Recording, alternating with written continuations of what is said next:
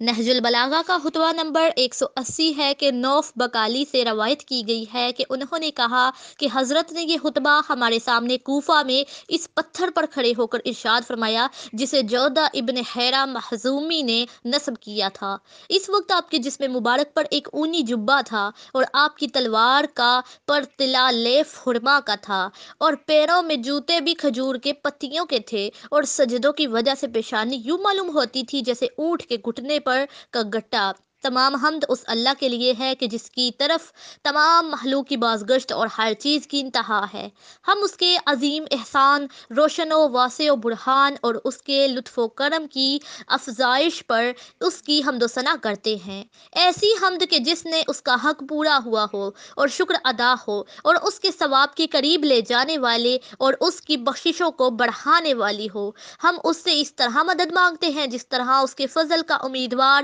اس کے نفع کا آرزومند، دفع بلیات کا اطمینان رکھنے والا اور بخشش و عطا کا معترف اور قول و عمل سے اس کا مطیع و فرمانبردار اس سے مدد چاہتا ہو۔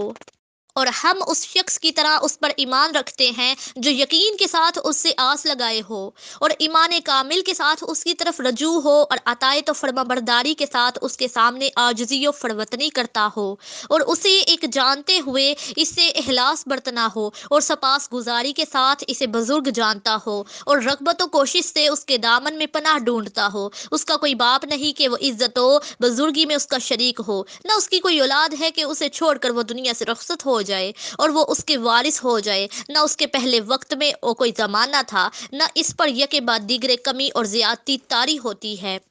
بلکہ جو اس نے مضبوط نظام کائنات اور اٹل احکام کی علامتیں ہمیں دکھائی ہیں ان کی وجہ سے وہ عقلوں کے لیے ظاہر ہوا ہے۔ چنانچہ اس آفرینش پر گواہی دینے والوں میں آسمانوں کی ہلکت ہے کہ جو بغیر ستونوں کے ثابت و برقرار اور بغیر سہارے کے قائم ہے۔ خداوند عالم نے انہیں پکارا تو یہ بغیر کسی سستی اور تکفف کے اطاعت و فرمانبرداری کرتے ہوئے لبیک کہہ اٹھے۔ اگر وہ اس کی ربوبیت کا اقرار نہ کرتے اور اس کے سامنے سر اطاعت نہ جھکاتے تو وہ انہیں اپنے عرش کے مقام پر اور اپنے فرشتوں کا مسکن اور پاکیزہ کلموں اور مخلوق کے نیک عملوں کے بلند ہونے کی جگہ نہ بتاتا۔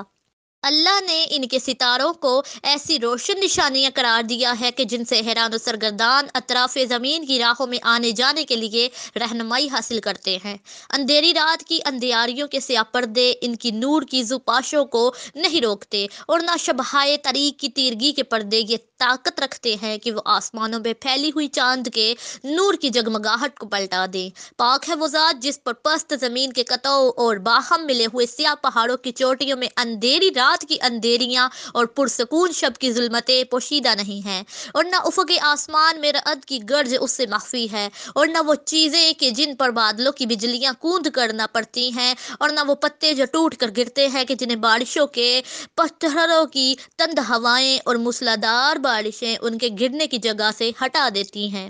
وہ جانتا ہے کہ بارش کے قطرے کہاں گریں گے اور کہاں ٹھہریں گے، اور چھوٹی چیونٹیاں کہاں رینگیں گی اور کہاں اپنے کو کھینچ کر لے جائے گی، اور مچھلوں کو کون سی روزی کفایت کرے گی، اور مادہ اپنے پیٹ میں کیا لیے ہوئے ہے۔